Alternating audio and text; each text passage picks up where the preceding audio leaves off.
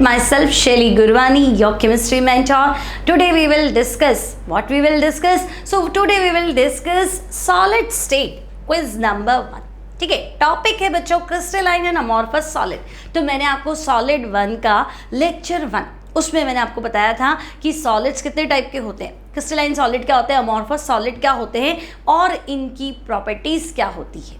तो बच्चों आज की इस क्लास में आपके पास 10 MCQs है ना, सिर्फ 10 क्वेश्चन है, मल्टीपल चॉइस क्वेश्चन है. पहले आप उस लेक्चर को देखेंगे, ठीक है, फिर इसके बाद इसको सॉल्व करेंगे तो आराम से हो जाएंगे, कोई दिक्कत भी नहीं आएगी. तो बच्चों स्टार्ट करते हैं. क्वेश्चन आप पढ़ेंगे, स्किप पॉज कर देना, खुद सॉल्व करना. बिल्कुल सही है तो आगे बढ़ जाना और सही नहीं है तो आंसर देखना, ठीक है. तो फटाफट हो जाएगा बच्चों, छोटा सा वीडियो बनेगा इसका.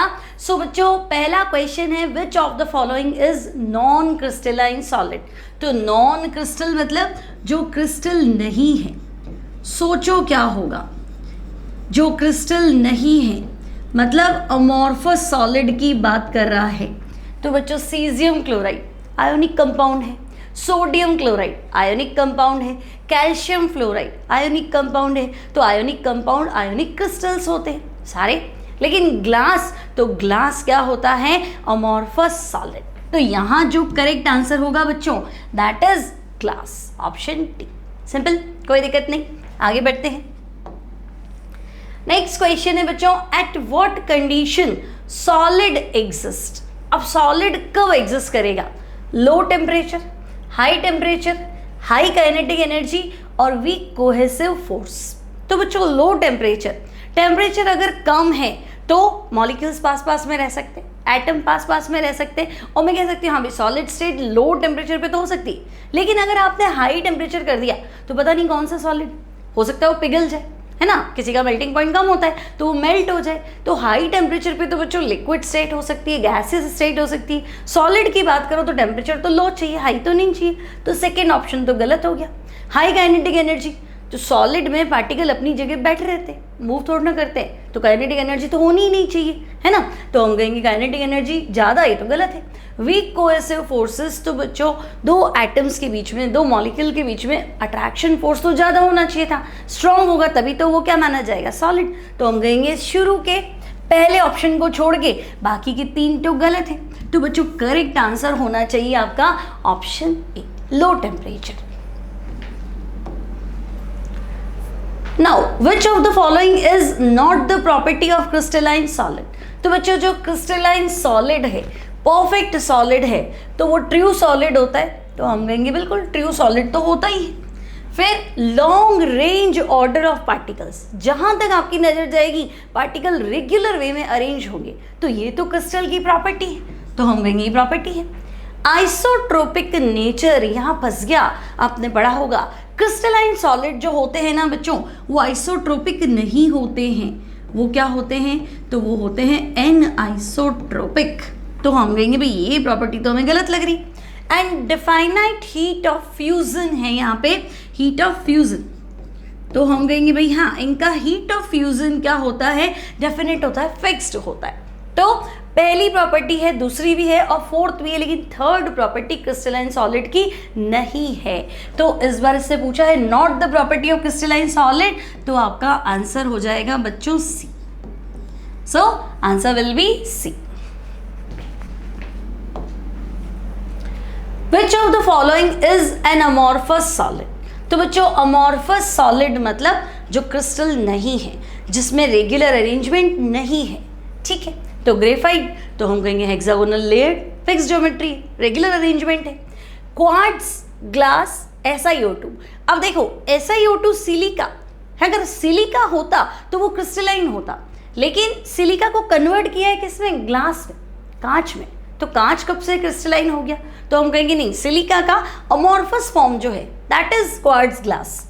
देन क्रोम एलम, तो बच्चों ये आयोनिक कंपाउंड है, डबल सॉल्ट है ना. इसका फॉर्मूला क्या होता है बच्चों क्रोम एलम का, तो हम कहेंगे K2SO4 Cr2SO4 whole thrice and 24H2. ठीक है, आगे जब कॉम्प्लेक्स कंपाउंड पढ़ाऊंगी उसमें ये फॉर्मूला आएगा डबल सॉल्ट का. तो बच्चों क्रोम एलम क्या देख रहे हो आप, ये भी आयनिक कंपाउंड है, ये भी आयनिक कंपाउंड है. तो जब ये आयोनिक कंपाउंड है तो आयोनिक कंपाउंड तो हमेशा आयोनिक क्रिस्टलाइन सॉलिड होता है, तो हम कहेंगे नहीं ये तो आयोनिक है। सिलिकॉन कार्बाइड SiC, तो बच्चों इसमें रेगुलर ज्योमेट्री होती है ना। Silicon carbide Carborundum. अब मुझे बताओ, सिलिकॉन तो कार्बन के साथ बॉन्ड बना रहा है और कार्बन सिलिकॉन के साथ बॉन्ड बना रहा है। नंबर ऑफ बॉन्ड्स भी एक एटम के 4 होने चाहिए, तो मैं कुछ हटा थोड़ा ना सकती हूँ, है ना। कोई बॉन्ड शिफ्ट नहीं कर सकते हैं, किसी को भी अपनी जगह से नहीं हिला सकते, ऐसा तो नहीं CC बॉन्ड बना दे तो गलत हो जाएगा। तो वेल मैनर्ड अरेंजमेंट है, तो हम कहेंगे तो 3D में बहुत बड़ा नेटवर्क स्ट्रक्चर बनाता है। So this is covalent network solid. तो फिर आंसर क्या होगा, अमॉर्फस, तो हम कहेंगे क्वार्ट्ज ग्लास। करेक्ट आंसर आपका हो जाएगा बच्चों answer B. Which of the following is true about the value of refractive index of quartz glass? तो बच्चों क्वार्ट्ज ग्लास है ना, तो ग्लास मतलब अमॉर्फस सॉलिड। और आपने क्या पढ़ रखा है कि भाई जो अमॉर्फस सॉलिड होता है दैट इज आइसोट्रोपिक। किसी भी दिशा से आप कोई भी फिजिकल प्रॉपर्टी को मेजर करो तो आंसर हमेशा सेम आएगा। तो क्वार्ट्ज ग्लास क्या है, अमॉर्फस सॉलिड है ना। अब देख लो, तो ये कह रहा है refractive index of quartz glass का बताओ, तो हम कहेंगे अमॉर्फस सॉलिड है ना, आइसोट्रोपिक होता है, यानी value in all the direction क्या होनी चाहिए, सेम होनी चाहिए, डिफरेंट तो हो नहीं सकती। मेजर क्यों नहीं हो सकती, मेजर होगी और जीरो तो नहीं होगा। सो आंसर विल बी बच्चों ए। एसर्शन है आपके पास बच्चों, एसर्शन है क्रिस्टलाइन सॉलिड्स आर एनआइसोट्रोपिक और रीजन है the constituent particles are very closely packed. ठीक है, यहाँ पैक्ड नहीं है, पैक्ड है। ठीक है, अभी देखो ABCD मतलब आपको समझ में नहीं आएगा ABCD क्या है। तो एसर्शन रीजन वाले जो क्वेश्चन है ना, इसमें A का मतलब क्या होता है कि भाई स्टेटमेंट 1 भी सही है, स्टेटमेंट 2 भी सही है और स्टेटमेंट 2 स्टेटमेंट 1 का एक्सप्लेनेशन है। क्लियर, पहला ऑप्शन सही है, दूसरा ऑप्शन सही है और दूसरा ऑप्शन पहले का एक्सप्लेनेशन है। बी का मतलब होता है दोनों स्टेटमेंट है सही लेकिन एक्सप्लेनेशन नहीं है। सी का मतलब क्या होता है, तो भाई एसर्शन गलत है, रीजन सही है ना। और डी का मतलब क्या होता है, तो भाई एसर्शन और रीजन दोनों ही गलत है, ऐसे। ठीक है, तो हालांकि आपको दिया हुआ होगा, ऐसा याद तो रहेगा नहीं। तो फिलहाल अगर मैं कहूँ कि भाई एसर्शन तो ठीक लग रहा है, क्रिस्टलाइन सॉलिड एनाइसोट्रोपिक होते हैं, ठीक है। अब constituent particle very closely packed, तो क्लोज पैक होने से हार्ड होता है, रिजिड होता है, लेकिन अलग अलग डायरेक्शन में वैल्यूज अलग अलग आए, ये तो कोई रीजन नहीं है ना। क्लोजली पैक्ड की जगह होता है रेगुलर अरेंजमेंट, है ना, वेल पैक्ड स्ट्रक्चर, तो हम मान लेते हैं। क्लोज पैक से तो कोई लेना देना नहीं है, तो हम कहेंगे एसर्शन ठीक है, रीजन भी ठीक है, लेकिन एक्सप्लेनेशन सही नहीं है, तो हम यहाँ लिख देंगे बी। ठीक है, आपको गिवन होगा बच्चों नेक्स्ट टाइम ए कब लिखना है, बी कब लिखना है, सी कब लिखना है, डी कब लिखना है। ठीक है, चलो नेक्स्ट क्वेश्चन है बच्चों, which of the following property is present in amorphous solid. तो भाई जो अमॉर्फस सॉलिड है उसकी प्रॉपर्टी तो हम कहेंगे आइसोट्रोपी, बिल्कुल होती है, कोई सोचना ही नहीं। फिर कंटिन्यूअस कूलिंग कर्व, तो ये भी होता है अमॉर्फस सॉलिड का कूलिंग कर्व आपने बनाया था ना बच्चों, टेम्परेचर और टाइम में। ठीक है, तो जब हमने टेम्परेचर और टाइम में कूलिंग कर्व बनाया था तो वो ऐसा आया था, तो हम कहेंगे कंटिन्यूअस था। Irregular arrangement of constituent particle, तो ये भी सही है, तो सारी बातें सही हैं, तो करेक्ट आंसर क्या हो जाएगा, तो हम कहेंगे ऑल, सब कुछ करेक्ट है अमॉर्फस सॉलिड के लिए। Now amorphous solids are also known as, तो बच्चों अमॉर्फस सॉलिड को क्या कहते हैं, तो हम कहेंगे स्यूडो सॉलिड या सुपर कूल्ड लिक्विड। तो इस बार जो आपका आंसर होगा बच्चों, अमॉर्फस सॉलिड का दूसरा नाम है super cooled liquid. Clear? Which of the following cooling curve will be observed in crystalline solid? तो बच्चों क्रिस्टलाइन सॉलिड का कूलिंग कर्व कैसा होता है, तो हमने देखा था कि अगर हम क्रिस्टलाइन सॉलिड के लिए टेम्परेचर और टाइम में ग्राफ प्लॉट करें, है ना, मतलब मान लो फिलहाल ये लिक्विड है, अब इसको कूल किया तो बच्चों एक फिक्स टेम्परेचर पे ये क्या हो जाएगा, फ्रीज होना शुरू हो जाएगा, ठीक है। अब उसमें टाइम लगेगा क्योंकि एक एक मॉलिक्यूल जो है, एक बार तो टेम्परेचर डाउन हो गया, लेकिन धीरे धीरे वो क्या करते हैं, अपनी हीट जो है वो छोड़ते जाते हैं, तो उसमें टाइम लगता है।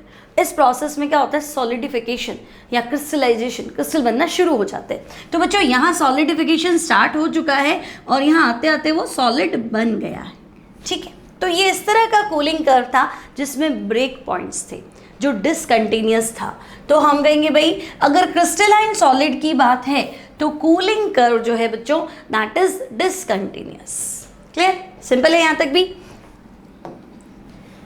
नेक्स्ट है बच्चों, what will be the nature of solid if electrical resistance of a solid will be same in all the direction, ठीक है। डिलीशन नहीं है यहाँ पे, डायरेक्शन है,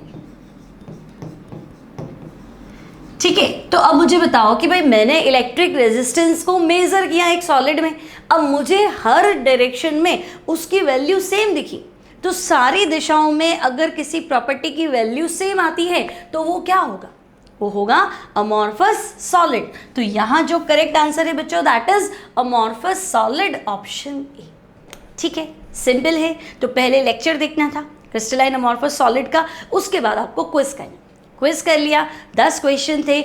आप मुझे कमेंट बॉक्स में बताएंगे बच्चों कि मेरे कितने क्वेश्चन सही हुए, ठीक है। तो नेक्स्ट टाइम मिलेंगे हम नेक्स्ट क्विज के साथ, तब तक पढ़ते रहिए, घरों में रहिए, ऑनलाइन स्टडी को एंजॉय कीजिए।